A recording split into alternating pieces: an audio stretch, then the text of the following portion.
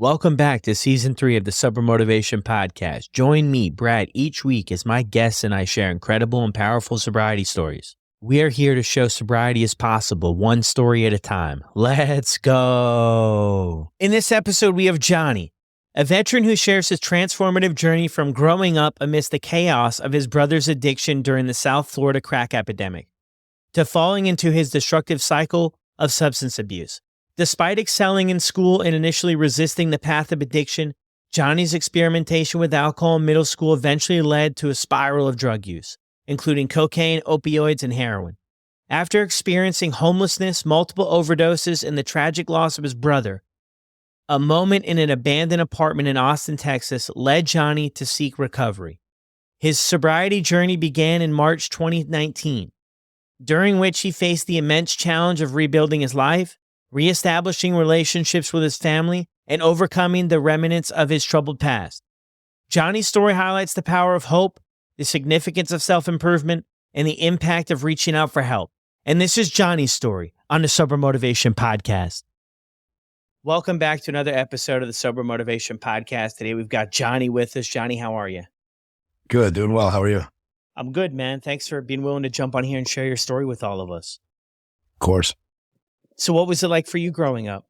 I had a great growing up. I did have, a lot of chaos, but for me, as I look back, it was always great memories. I had two brothers that were 13 and 15 years older than me.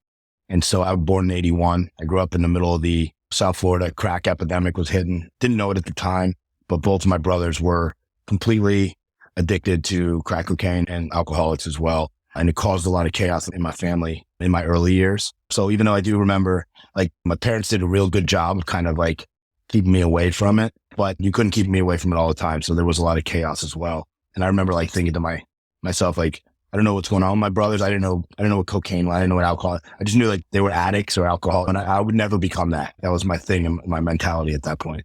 Yeah, that is so interesting too, right? You hear in a lot of different stories, right? A lot of people share two parents, right? You had the older brother, so it's a little bit different in your situation, but a lot of people share that their parents struggled with addiction in one way or another. And then, you see that and you're just like, I'll never live like that. And then down the road, we find ourselves in a tough spot.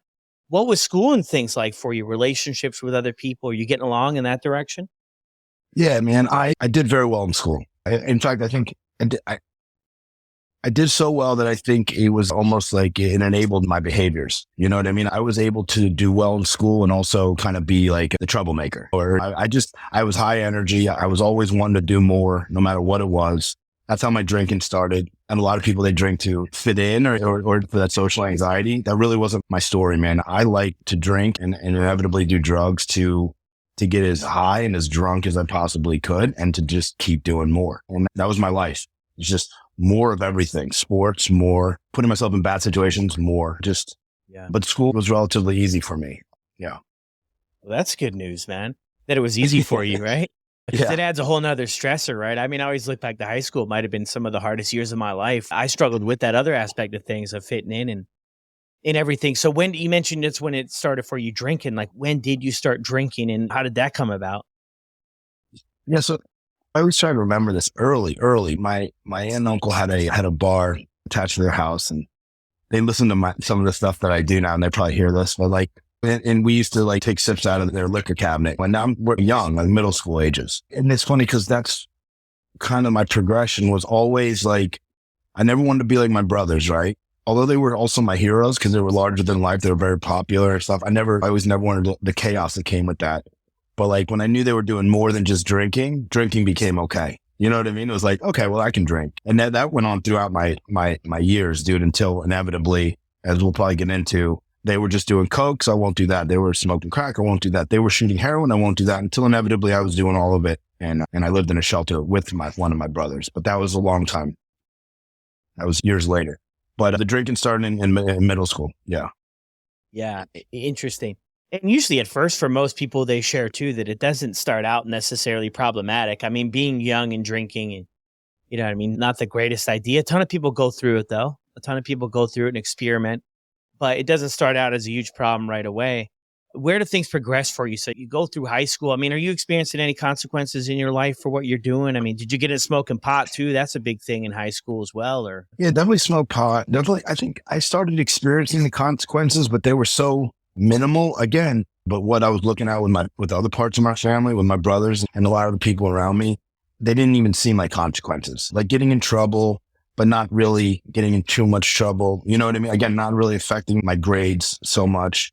The consequences really didn't affect me at all. I like doing things that would get you in trouble because if people are doing worse things, it kind of doesn't make it as bad when you're doing it.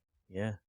So the consequences really didn't come for me until I went to college. I did get into a college and I went to Florida State, which is like my dream to go to Florida State. And when I didn't have any type of structure, it's hard to get good grades if you don't go to school. You know what I mean? So no matter how smart I thought I was or how intelligent maybe I was, it didn't really matter once I'm sleeping through class and other substances came in. Started dabbling in cocaine when I was 21. GHB is a big part of my story too at that age. But then the consequences started coming. I dropped out of school. I had to move home. And that's really when my life started kind of just like, it wasn't just like going like this anymore. It started to kind of gradually start sliding. Yeah. That's interesting too. Yeah. Once you get into college and you kind of do what you want, there's nobody telling you what you can and can't do anymore. Come and go as you want. What did your folks think about that whole situation? Yeah. I mean, I was like the first one to go to college, right? My brothers did like dabble in like community college. And one of my brothers played sports. And he was actually a really good quarterback, and drugs and alcohol ended any chance of a career in that. But I was the first one that actually went to like a 4-year university. And so I was a baby boy, right? So my brothers are half brothers from a different mom. And, so I'm my mom's only kid, you know, so I was like, you know, the golden child for quite a while. So they weren't happy. But again, I had dealt with some more severe issues. At this point, my other brother's been in prison numerous times. And my other brother, Scott, is still just kind of sputtering through, putting some time together, but not really doing much. So they weren't too upset. It was like, all right, come home and work. And that's just kind of how it went. I tried to go back to school. I came home. I tried to go back away to school, went back to school, did the same thing, right? Started partying. Dropped out of school. I went to maybe 4 or 5 different colleges trying to figure it out. Wow. Until I ended up around 23 is when the opiates came in. Yeah. And that's where that's when it took off. So, yeah, things fell off. Where were you growing up at? Where'd you grow up at? South Florida. Grew up in South Florida my whole life. Yeah, I went to school. Went to Boca Raton High School. Like everyone knows Boca is like this rich town. Which is kind of a weird thing too, because when you grow up in a town like that where you're either rich or you're not. So it's funny because I always thought I was like, I don't want to say poor, but like relatively, I thought we grew up kind of poor because I was looking around at people. Like my concept was completely off. How I see what real poverty is. But it was weird at that time. I thought I was always like an underprivileged kind of kid for a while. My parents did a great job of not making me feel that way, but you know, in the back of your mind, you see the rich kids and you're like, you're not really sure where you fit in the whole thing. Yeah, you're sizing yourself up to other stuff, especially, in an area like that. So you get involved with this opiates. And I mean, too, going back there, I mean, that's probably when things really picked up and popped off for the opiates. How did that all unfold for you? I mean, how do you get introduced to it? What does it look like?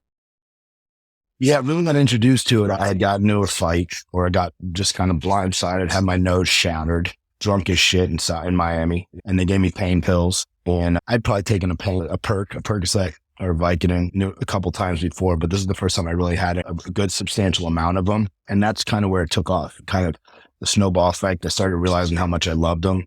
And in Florida, this is 2003 or 2004, 2005, when the pill epidemic is at its height. You're paying nothing for these pills. They're maybe $8 to $10 a pill. If you have insurance and you could doctor shop. I mean, it was the Wild West down here, as a lot of people probably know. And I couldn't hold a job. I was sleeping on couches or at my girlfriend's house at the time. Just really buttering through life. And I'm 25, going on 26 at this time. And I don't know if I told you when we talked, or in the bio I sent you, but that's when I made a decision with my buddy to join the Marine Corps. You know what I mean? It was one of the wildest people. It literally was that easy though. We were sitting there and his little brother was getting out of the Marines and we looked at each other and I don't know who said it to who, but it's like, I'll do it if you do it. And I knew my life was at this point not really going anywhere. I hadn't got any real consequences. I'd been arrested numerous times, but never spent any time in prison. Never again. Looking at my brother, who's numerous prison stints, I'm still, the consequences don't really seem that heavy as opposed to what I've seen around me. So it wasn't that big a deal, but I did know I had to do something. So I went and I joined the Marine Corps. I was 25 years old, and I really kicked for the first time in boot camp in November of 2006. That's a wild story there. Yeah, Boot camp, I it's a mean, lot. I've only heard that it's quite the challenge in itself. It's interesting you bring this up too, and let me know, man. Part of my story is I got involved with the pills too, a little bit later, probably about 2005, 2006. And it was wild back then, man. I mean, I remember a buddy of mine, his dad used to get enough stuff dropped in his mailbox to take out an elephant. And they wouldn't even check. There was no checks and balances, nothing. And all of us would just be waiting for the call because then his dad would give them to him to sell all these pills. And it was just, thinking about that now is just crazy. But when I first started taking these pills, obviously I felt the relief, right? I mean, the painkillers relieve more than just the physical pain. For me, it was a lot of the emotional pain I experienced too. But I was naive enough, man, and it sounds wild saying this, Johnny. I never knew about withdrawal. I never knew about getting addicted. I was so naive in the sense, reflecting back. I saw the pill bottle, and I always had that squirrely brain, but it said take 2. So I was like, there's nothing wrong with taking 4. And then a month later, it's like you're taking 8, 10, and it goes on. What was your thing? Like, did you have any idea of the impact that these medications would have on you? No, man, it's funny you say that because I never really, you always think about the first time you drank, or people like that's the first time you did this. I don't remember the first time I took a pill, but I remember the first time I went through withdrawals. Now that you said, and we had gone down to some sort of function in the Keys, which is like a 2-hour drive. And I remember I had to be back. I was working at my aunt and uncle's restaurant. And I remember thinking I had a bad sunburn.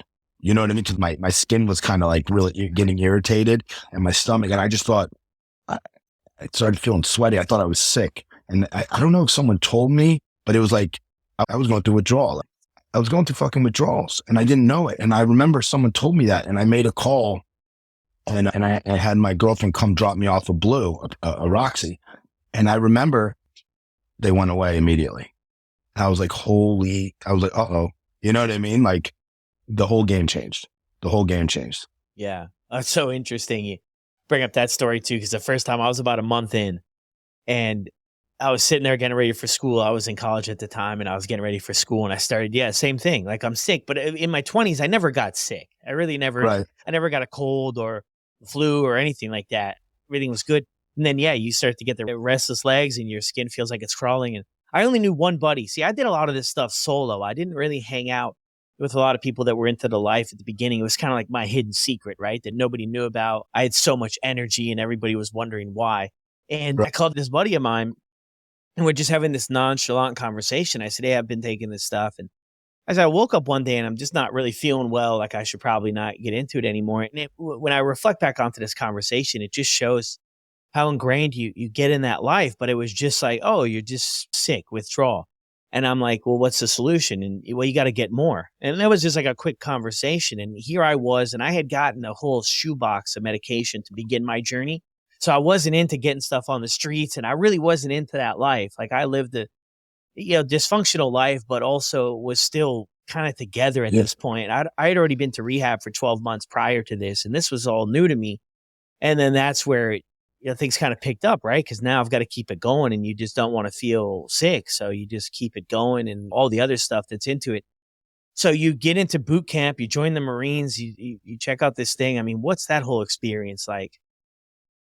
Yeah. Well, first of all, it was the best kick of my life because I was trapped. I didn't know where I was. You're at Parris Island, South Carolina, and they do a great job of not letting you know how you got onto the island or anything. You know what I mean? And they keep you up for like, who knows, 2 days, 36 hours. I'm not really sure. But you're moving and you're doing all this shit and you don't even realize it. You know what I mean? And the thought, so when you're kicking on your couch, it's all you're thinking about. All you're thinking about is getting high. And then you inevitably usually get high. In this time frame, I knew I wasn't able to. And so everyone's like, I can't believe you did that. But it really was the easiest way to probably kick. Later on in my life, I found out what real kicking was. But yeah, I joined the Marine Corps. I excelled. I did great in the Marine Corps. I tell guys this all the time, like, man, us alcoholics and addicts, dude, like we are, first of all, we're very disciplined, right? And we're very disciplined when we need to be to get what we need usually. But when we were able to put that into the right thing, like I excelled, man. I was great at busting my ass, working hard, doing whatever needed to get done, and then partying my ass off at night. It's definitely not a place like I hear young kids. So I was working at an adolescent place and they're like, I want to join the Marines. I was like, you better not join the Marines with that drug addiction because it's a great place to hide out and you function at a high level, but you're able to party your ass off. And as long as you wake up and you run, no one gives a shit if you were drunk all night. You know what I mean? But it's all about how you are when you're in uniform.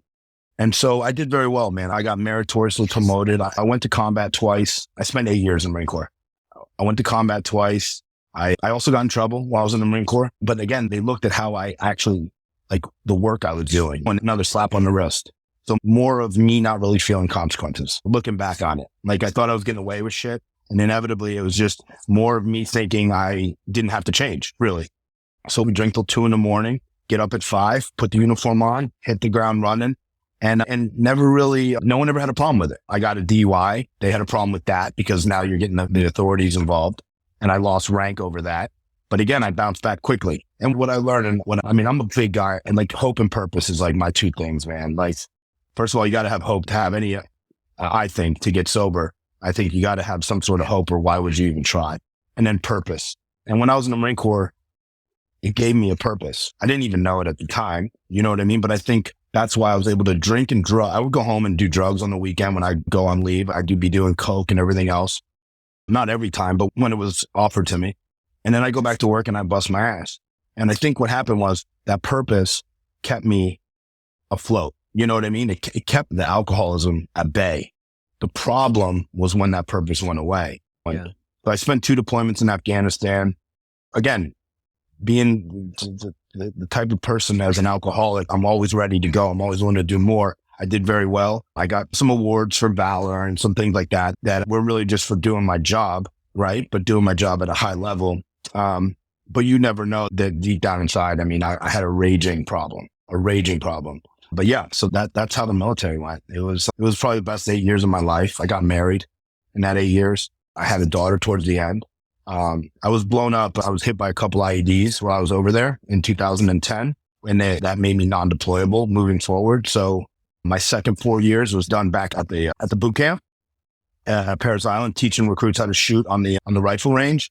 And that's when the purpose kind of went away and things started sliding a little bit because there wasn't that life or death. There wasn't that like training men. I swept for IEDs. That's what I did overseas. And so my second deployment was all about training these young men that were like my little brothers to this day. I love them with all my heart. And we had a bond.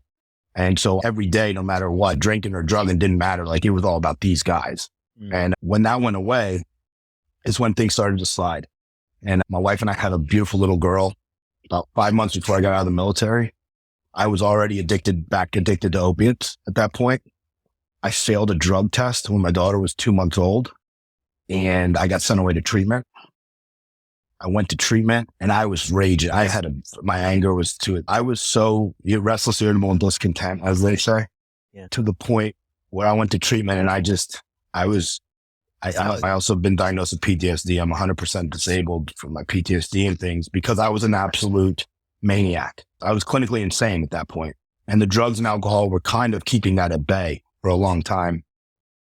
Anyway, I got out of treatment. I immediately called the dope man and got a couple pills. And I ended up getting out at 8 years. I got an honorable discharge because of my service record, because of what I had done overseas. But my wife's, my beautiful little baby girl, and I moved back to South Florida, to the belly of the beast, right where all the shit had taken place prior.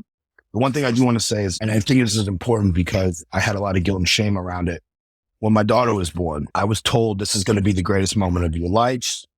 This little girl's going to change your life. And when my daughter was born, I remember sitting there and first of all, my wife was pregnant with twins. We lost the boy. So she had to give birth to a stillborn. And so immediately my head went into mission, like tunnel vision. Number one, bring that little baby to my wife's chest, let her feel it. They even asked, do you want pictures with the fetus or the boy? I said, no, just get it out of her sight and let's move on. And I was high at the time. I was needing to get more, and I never was able to experience that feeling that they told me I would experience with my daughter, because I was so numbed by the drugs and the alcohol and the fact that I had to just take care of her and then I had to go get more. And that's something that was a hard pill to swallow. I think as we go through my story, that was a big part of my homelessness. That was a big part of everything that happened to come. Yeah. Well, thanks for sharing that, Johnny, man. I'm sorry about that. That's heavy stuff, man. I was thinking back to a little bit what you shared about the deployments. I mean, I'm interested how that works, struggling with addiction, right? Being deployed. Like, how does that work? Are you just allowed to drink in the evenings, or are you doing other stuff there too? Or I mean, how did that play out? Yeah. And to not put anyone else on it, I'm only going to talk about myself and what I did. You would get Listerine bottles from everyone that would send to you, care packages with alcohol in them, and you get a care package. But when you're in combat, and again, not everyone necessarily goes to combat, and that's fine, but like we were engaged in real, like we were deep in it in 2008 and in 2010 to the point where there wasn't a lot of time to like sit back and think about drinking and drugging. And so I would get the booze and we would drink when we come back to the base, like when we go out on missions and then we come back, you'd be very excited to get the Listerine bottle and take a couple shots. And again, I go back to the purpose. When you have that much going on, it's like, that takes over for me. And it takes over for me now or early in recovery. You know what I mean? Like purpose has always superseded the drinking and the drugging once I knew what I was looking for. And that obviously that takes a lot too, to get to that point to understand. Yeah, true. 100%. So where do things go after your daughter's born then? Yeah. So we get out of the Marine Corps. I say we, because it wasn't just me. And looking back, like, it was hard for me to think about anyone but myself because I'm hiding this drug addiction for the most part. My wife knows I drink a lot. We drink, she drinks, but like how deep it was, no one knew. And so I'm figuring out ways to like use credit cards and just this craziness. And so we get out of the Marine Corps, we get like a little townhouse back home. And honestly, man, from the outside looking in, you think I got it all going on. My daughter's gorgeous, man. She's 9 now and it's just a healthy baby. My wife, I got a beautiful wife. Beautiful home. We both own our cars and my life is literally spinning out of control inside. I couldn't go home. I couldn't sit in that room and ever think about this peaceful situation. And I couldn't change a diaper without being intoxicated on something. I remember like the fear of going into that peaceful home. Like I would have to snort a pill, but I could not go into this beautiful situation without being on some sort of upper or downer. And to the point where then I was trying to find that happy medium just to go into the house. And I fucking hated myself for it. I couldn't understand why I had everything that I really ever wanted. And boy, this was just out of control. So I would say 3 or 4 months after I moved home, well, I went to treatment about 6 months after I got caught with using all the credit cards and things. And my wife, I remember she woke me up one day. It was to the point where I would go out at like 3 a.m. When she would go to bed, I knew she was asleep at like 1, 2 a.m. I would leave until 5 a.m. and I would hit the street. I would go to my old neighborhoods. I would be smoking crack, hanging out on the block, just trying to figure out how to get more and do different things to get more drugs. And then I would come home, I would slide into bed and I would just do that every night, man, because I didn't know what else to do.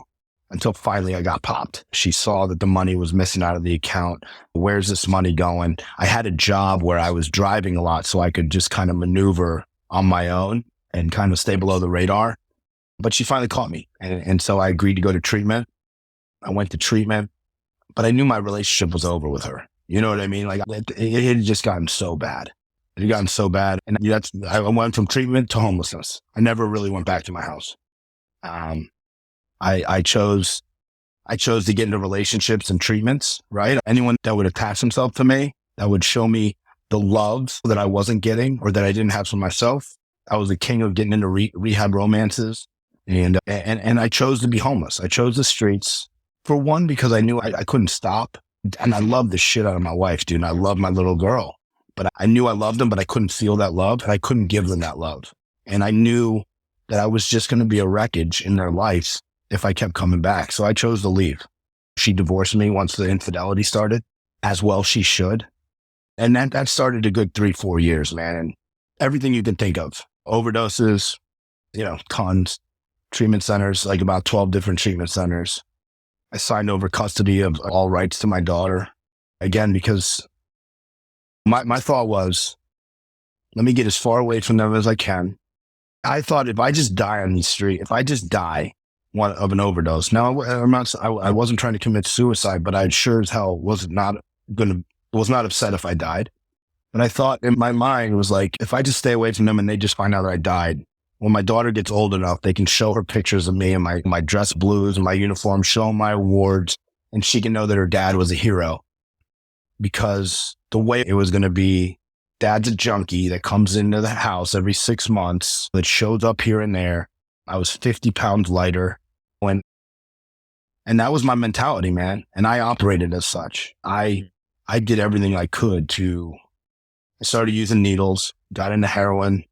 Thank God fentanyl was just coming around. It wasn't what it is now, or there's no chance I'm alive, because the way I use, people like me use, I'm not dabbling. Yeah. And so that was it, man. That was my life for the next 3-4 years. Yeah. Yeah. It sounds like there too, you're just trying to lessen the blow if there was going to be a massive blow for your family there. Yeah. Man, what a tough way to live, right? But I feel like when we're going through these tough situations too, it's hard to really connect the dots. I mean, when you pull the curtain back on all of this, I mean, what do you see there about what's kind of keeping this going? I mean, you mentioned too, 12 treatment centers. You go in here, you're getting involved in these relationships with other people that are in the treatment centers. What's going on the inside, the need for the escape or the need to kind of keep the thing going? Have you ever kind of put a finger on that? Oh yeah, definitely, man. Listen, if there's one thing I do and continue to do, it's do work on myself and ask, and those are great questions, man. And kind of why I appreciate you having me on, because those are the questions that need to be asked. You know what I mean? And I think one is I hated myself, right? Guilt and shame were running my life. I talk back when I was younger, you know what I mean? It was all about just getting more and more blasted, as fucked up as we could get. That wasn't the case anymore. I don't remember feeling that. It was about escaping. It was about, I couldn't stop what was going on. Now, there were things that happened overseas. There was like a hypervigilance where I couldn't turn it off. There was a lot of that going on too. But there was also just trying to escape that guilt and shame. And that thought that like, drugs and alcohol was my solution. They say, I'm a 12-step guy and I don't push it on anyone, but I'm an AA guy. And they talk about it was a symptom. For me, it was a solution. It stopped everything. Even as it got shorter, those periods of time got shorter and shorter. I didn't know what else would work. So even if I would shoot some dope and it would blot out, as they say, for a couple seconds, man, that was the only thing that ever worked. And I think that's what was blotting out, that self-hatred, and that guilt and shame was just unbearable. And then the hopelessness. Again, if I didn't have any hope, what was I doing? I was just literally just trying to, and not wanting to be dope sick, right? Like back to that first time we talked about. Yeah. Boy, at all costs, that is the worst feeling in the world. Because then when you're dope sick, then you got all those emotions the guilt and shame, and it just all comes on, and it's like, I just run out the door. Yeah. Oh, for sure. It becomes so overwhelming. And then we're using all the time. We're in that life, that cycle. We're not used to really feeling much. And when we do feel, then we're looking to escape again, escape the emotional pain. I love that too, because I think it's so important that we kind of get to the bottom in a sense about at least digging in a little bit to try to figure out what's going on. And you mentioned something there, I mean, I think is extremely powerful, that you hated yourself. And if you didn't before, living like this could bring upon that stuff, right? With your family, saying goodbye to them, being away from them. And the experiences that you've had and your experiences while you were deployed and everything like that. Like, it sounds like a perfect storm of everything, Johnny, that was just going on. You were looking for a way out to slow the voices too. That's something I struggled with, man. I struggled with that not being good enough. The insecurities, just, I could be in a group of 100 people and I would feel like the loneliest person in the world. But when I was alone, I would feel like maybe I wasn't as lonely. And it was just a really strange thing for me to ever figure out what I was doing this stuff for. Well, I kind of kept in the cycle. So thanks for sharing that for us, man, because I think those are the deeper things. If we can identify with it, that's what's kind of behind fueling all this. Because I think when we're stuck in it, when I was anyway, I would have interventions and people would say, Brad, why are you throwing away your life? I mean, you came from a good family with every opportunity to do something different. I share a lot of the same stories. You college, kicked out college, different opportunities that I had. And they would always ask, and I'd say, well, I just like doing it. I didn't know why I was doing it when I was wrapped up in it. And it was great reflecting back to how things were. So you go through this period too of being homeless and in everything and away from your family. And you're just really, I mean, you're pedal to the metal 110 here. How in the heck do you get out of this, Johnny? Are we there yet? Yeah, we're close. And one big thing when my brother passed away, I don't know if I mentioned that, but I always said I wanted to stay one tier below them or him. Now, mind you, my other brother now gets sober and has, by the time in 2017, about over 10 years. But in my mind, I'm going to be like I'm more like my other brother. You know what I mean? So I didn't even really look at that as like anything other than good for him. Like I love him to death, but that's not me. I'm more like Jeff, and Jeff's my brother that passed. And I wanted to stay one low until there was a point in 2017 before he passed where we were living in a shelter in Overtown, Miami. And I had overdosed in the bathroom. And I'll never forget, I came to and they had me shackled down because I used to have to go into the bathroom when I was like, pretend I was taking a shower. So I had nothing on. They put boxers on me and I'm tied down and I'm bleeding because I cracked my face open. And I remember like going into the ambulance and my brother comes riding up on his bike and just the look he gave me. And it was as cloudy as it was. I remember thinking like, this is crazy. My brother that was always the more fucked up one or the one, you know what I mean? Like he's looking at me and I'm the one shackled down being taken to a mental hospital. It wasn't like maybe I should change. It was I'm really screwed. When about a month later, he passed. And I remember thinking then, like, if he can't do it, like I can't do it. And things got real dark. Things got really dark. What happened for me, the God's truth, drugs stopped working. I don't get into what people believe in God or whatever, spiritual experience, psychic change. That's exclusive to everybody. I remember I was sitting, and I'll get a little graphic here, but I was sitting in an abandoned apartment or an apartment that we had no power, no water. And I was trying to find a vein. At this point, I'm in Austin, Texas, because someone flew me out there to try and help me get into this nonprofit men's facility, which worked for a little while, but I inevitably went back to it. But anyway, I'm sitting there and I'm trying, and I'm the guy who I got abscesses all over my body at this point, and I can't find a vein. And I remember sitting there. I don't know what the weather was like outside, but I was drenched in sweat. And something came over me. And I'd probably been in this situation 100 times before where I just had this realization, man. And it was like that aha moment. It was like, you're going to find a vein and it's not going to work. And it sounds a little dramatic, but that was it, man. That was the situation. I said, oh my God. And it was scary. I've been in combat, as I said. I've been in plenty of gunfights. I've been in some of the worst neighborhoods in America. I've never been as scared as I was in that moment because that was my solution for a long time.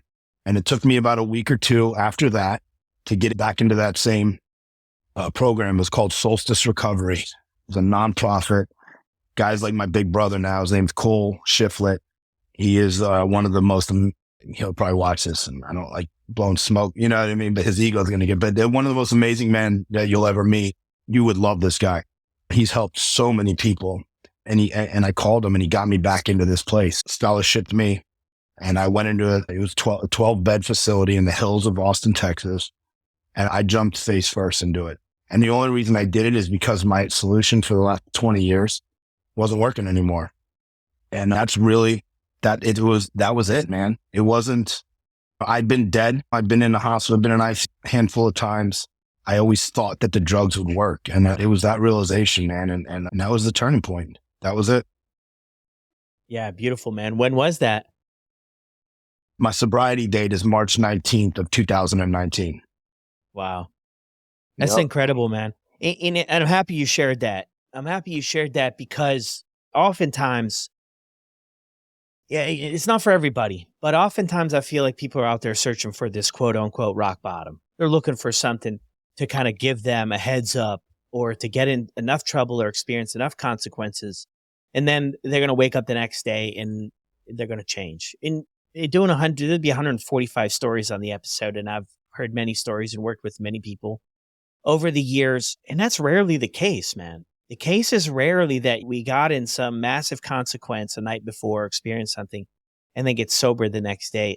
Like vast majority of the stories are something that what you're talking about too, right? People connect that it's just not working anymore and we have to do something different. But my goodness, man, I mean, how terrifying that is, right? Because you relied on this heavily. I mean, it's water and then this. I mean, Right. and maybe this before water. And I wasn't even going to get to the food because for me anyway, that was off the table most days. I wasn't worried about eating anything. If there was something left over from one of the boys' places or something, I might get into that. But that was it. So this is what you've relied on. And now you have all this other stuff, right, Johnny, that's been happening that you've been through, right? And the thing is about sobriety is that it doesn't change overnight, right? These things don't all come back into our life and everything's just great overnight. You got to put in the work. So how does things work for you moving forward? Yeah. So you're absolutely right. You got to jump into the work. But like for me, what the 12 steps is across the board, it's a great way to rectify some of these things and to get to the bottom of things. And then a great way to live life, being of service. Like it doesn't matter what you believe in or how you get sober. I believe that being of service is kind of one of the keys. So I'll talk about my experience was with the 12 steps. Here's the thing, man. Once I knew the drugs weren't working, I knew the wreckage I had caused, right? I wasn't even hiding it anymore. I was doing it in your face. I'm trying to break into my wife's house. My ex-wife, she divorced me, like I said, and I'm doing it without you, like whatever. Like this is just what it is. So a lot of the things, like everyone knew and it had to get to a point where, and I tell guys, like, you don't know if you'll get your wife back, if you get your daughter back, if you get your mom, your dad, your friends back. But the one very like truth is if you keep doing what you're doing, you're never getting them back. And so like, look, I would get sober for 30, 60 days in the treatment centers and be like, I got to get my wife back. I got to get my daughter back. I got to be a dad when I got to get to my daughter's birthday. And I would never show up for the fucking birthday. You know what I mean? Yeah. And so one of the biggest things I had to realize is like, I definitely got sober because my daughter deserved to have a dad. I had to work on myself. I had to put all that aside. It's like, yeah, I don't really want to live. Like, I don't really like care about my life, but like she deserved it. And now I got to work on me. And I think that's the biggest thing. I didn't know if I was going to get my wife back. In fact, I said, all right, forget it. Like, I just want to be a co-parent. And I started doing like all the little things. Like I worked on me and I didn't try and force the issue because every time I try and force the issue or my will, as they say, things never ended up right. It always ended up right back to that trap house or that hospital room. And so that's where it started. I had to just work on me and I dove into it, man. And I had a little bit of hope because I heard guys tell stories similar to mine. And I think you make a great point. Like our stories can be totally different, but we felt the same way. Like that's one thing that I can grasp. You know what I mean? It's like, it's not a physical bottom, man. That didn't bring us in. It's a spiritual bottom, right? It's way more than just a physical bottom. And I think, so yeah, that's what I did, man. I surrendered to the process. I said, what do I got to do? Because my way didn't work anymore. And I had tried every way in the world to make it work. Yeah. Well, yeah, most of us do right before we're like, all right, this isn't, every time I tried it my way, the blue lights were in the back in the rearview mirror. And I'm like, oh man, I swore I would never end up here again. And then you find yourself in the same spot over and over again. So how do things go? I mean, what are your parents? Are they, talking to you at all through any of this? Are they supporting you, helping you out? What's that look like? Yeah. So when my brother passed away, my dad really took it. And like I said before, if I died, at least they could just know that their heroic son, or my wife, same thing, heroic, or my daughter's heroic dad. My dad took it rough. And I'd be lying if I didn't say I took advantage of that. You know what I mean? I took advantage of my dad to get money or whatever and say, you don't want me, like, because I knew he was grieving over my brother. And so the best thing that ever happened to me, and people hate hearing this that are still out there, but is everybody turned their back on me or shut the door, as well they should. And I had nothing. The one thing that they always told me is they love me. And I've been blessed to get to run some family programs in the work that I do now. And very tough because I think Like tough love is the way to go. But I always tell them no matter what, make sure they know you love them. You know what I mean? Like you love them. And my family never, even my ex-wives who I did everything to, man, this woman, I mean, I will forever be making amends to this woman, but they always told me they love me. And my wife always said, get your shit together and come be a father. She never used that as a tool. And so when I first got sober, nothing. They had no interaction with me. I got to use the phone like once a week. They would take my call. It was very dry. It was very like, because I'd done it 12 times before. But so they were non-existent. There was no enabling. There was no like, give me 2 weeks for a sober living. It was figure it the fuck out and call us when you got 6 months. That was pretty much the message. And at that point, it's funny because usually I get mad at them and say, you don't love me and this and that, but I got it. I understood what they were saying. And they were saying what they needed to protect themselves from me.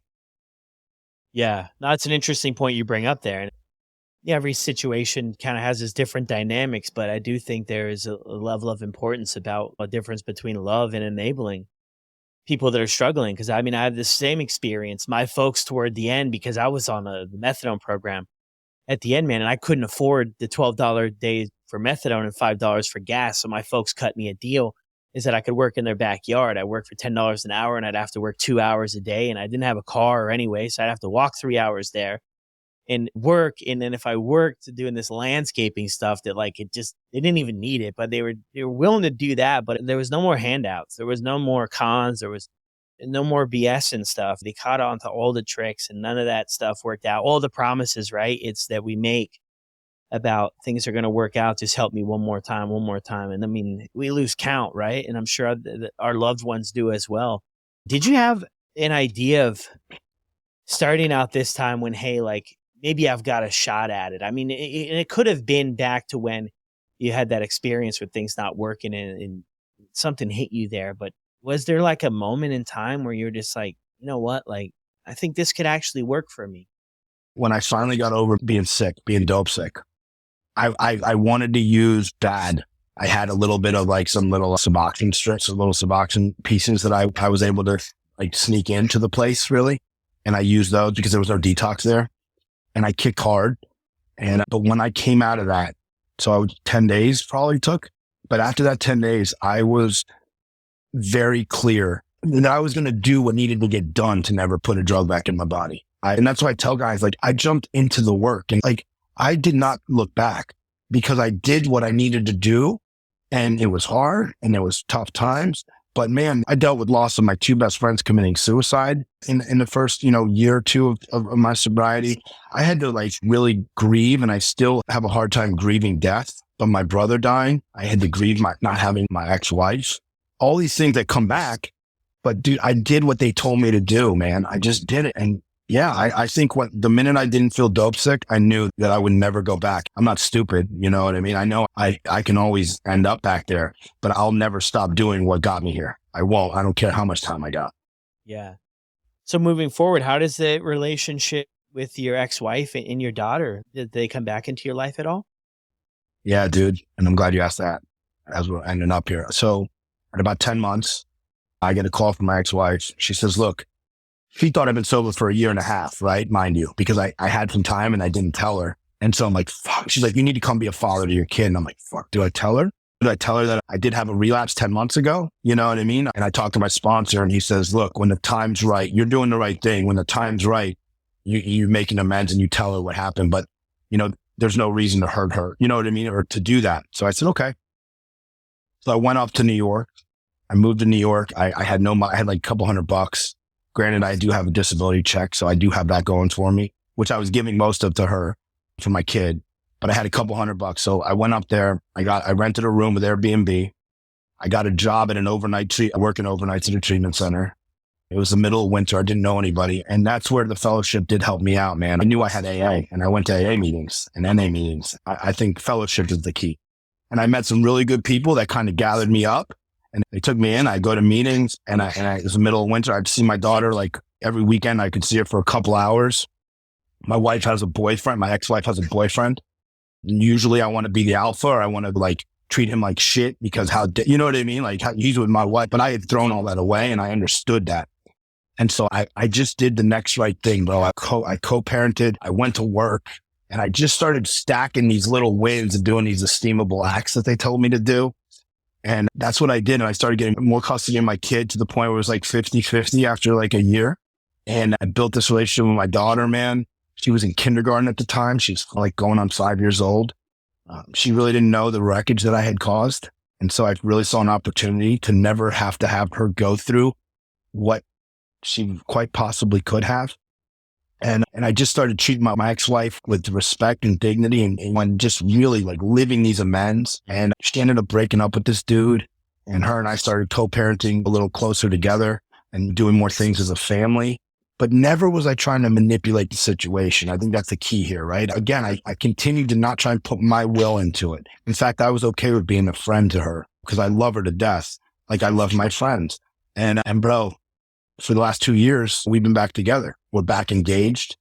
So, I mean, my story, it doesn't get any better. And I don't want to give false hope to people, but it's just about like my life is my work life. I started overnights. I went on to take a position in Florida where I was traveling every week to be a liaison at a treatment center, a veteran liaison, and helped build a veteran program, making no money because I was paying for my own flights, but it just seemed like the right thing to do. And I got another job and now to the point where, you know, as I told you, I'm the director of a military program nationally. And it's almost like a fucking movie, bro. It's like I can't even, like they say, like beyond your wildest dreams. Brother, I'm sure I didn't have dreams. You know what I mean? Like I just didn't want to wake up sick. At the end of the day, that was the best dream. If I could just not be sick anymore. So yeah, my life, dude, it's unfathomable, man. But it's really based on the same principle that it started with. Yeah, it's beyond your wildest dreams. Dude. Look, man, that's like a full circle moment too, right? And like you mentioned there, you talk with people that are newer, right, to trying this whole thing, and they're wondering and we're focused on about everything we're going to get back and everything we want in life. And it's just about that thing about just sit down. You got to show up for a little bit, and maybe these things will work out and maybe they won't work out. But what you said there was so powerful to me is that if you don't get and stay sober, one thing is for sure, you'll never have the shot. You'll never have a shot at making these things ever work out because it just pushes everybody away. And I think even like you shared in your story with your parents and with other people who cared about you, maybe other family members too, is that you continue this for so long. People can only take so much. Even though they love us, they can only take so much of the lies, of the manipulation, of everything. And I've never been on the other end of that, but it's all about that thing is that we got to start showing up for ourselves, man. And I love that you plugged into the program 110%, and it gave you sort of a roadmap about how you can start to repair yourself and show up the best person you are, man. I really enjoyed this episode, man. Yeah, dude, I appreciate it, man. Like I said, I just took a shot and shot you what they call it, what the kids call it, a DM. You know what I mean? And I'm blessed to be on here. I love what you got going on. I do a little kind of little podcast with a friend of mine, and to get where you are at is pretty impressive, man. And so I think it's really cool, man. And I kudos to you, bro. I hope it just keeps getting bigger and bigger, dude. Because you got a great message, you know what I mean? And you give people, your questions are on point, and I think you do it the right way. I think it's really cool. And I think it's so needed, man, because we need to give hope, dude. You know what I mean? Like at the end of the day, you see us from the outside, but left to my devices back then, I'm a drug addict. That's what my life had become, man. And until I had hope from people like you and people like me now, you know what I mean? And that's why I'm so wide open about this. And I love the opportunity to just tell it like it really was so that people know. Yeah. And I think when we do that too, when we share our pain, we cut it in half. And I think that's a great message for people out there, how open and honest you are about your story. Is there's going to be people that connect with that. And if we can connect with somebody else's story who's made it out or find a better way of living, then we get a little bit of that hope. We get a little bit of hope to say, if Johnny can go through all this and he can figure it out, maybe I can have a shot at all of this, right? Maybe I can figure it out doing the next right thing and one day at a time and one step at a time, and things will work out. Johnny, if somebody's listening to this episode, man, and for some reason they just tune into this last minute, what would your message be to them? Obviously, don't give up. You know what I mean? It's never over. It's never over. And to just reach out. always reach out, man. We don't know unless you reach out. We can't save everybody. And a lot of people die with their hands in their pockets. Stick your hand out. And I guarantee guys like you, guys like me, and the many people that helped us will reach out. So please reach out and just know that there is hope. There is hope, because if we did it, then you can do it. And I think that's where it starts. If you don't have hope, we're in big trouble. Yeah. No, 100%. You also mentioned too, you do a podcast. Is it a sobriety podcast? Yeah. It's a sobriety and like my co-host, she likes to say it's a mental health. It's called Picking. So my best friend that took his life in the Marine Corps, his name was Zach Picking. And I always said, and Brandon Lay is the other gentleman's name. Two of my closest friends, they took their lives. And so we did a podcast called Picking. Here's Zach Picking up the pieces, and peace is spelled like peace on earth. So it's picking up the pieces, PEACES, picking up the pieces. Beautiful, man. Okay, cool. Yeah. I'll drop the link to that in the show notes too, if anybody wants to check it out. But thank you so much, Johnny. I appreciate it, my man. Thank you. Good to talk to you. You too. Well, there it is, everyone. Another incredible episode here on the podcast. Thank you again, Johnny, for jumping on here and sharing your story with all of us. This story right here and all the stories here just really go to show what's truly possible and the holes that we can pull ourselves out of. So if you're struggling, draw on some insight, lean in a little bit to some insight about people are going through stuff that we can't even imagine all the time. And they're able to come out of the other side and create a better life for them and for everyone around them, because sobriety is like that rock hitting the pond. It creates a ripple effect, and it impacts a lot of people. Just the opposite is true as well. If we're stuck in the addiction or the overconsumption or however we want to draw it up, when we're stuck in that place, we're also impacting people in our lives, and maybe not a good way. So thank you guys, as always, for the continued support. I hope you enjoyed Johnny's story as much as I did. I'll drop the link to his podcast and everything else for this episode down in the show notes below, and I'll see you on the next one.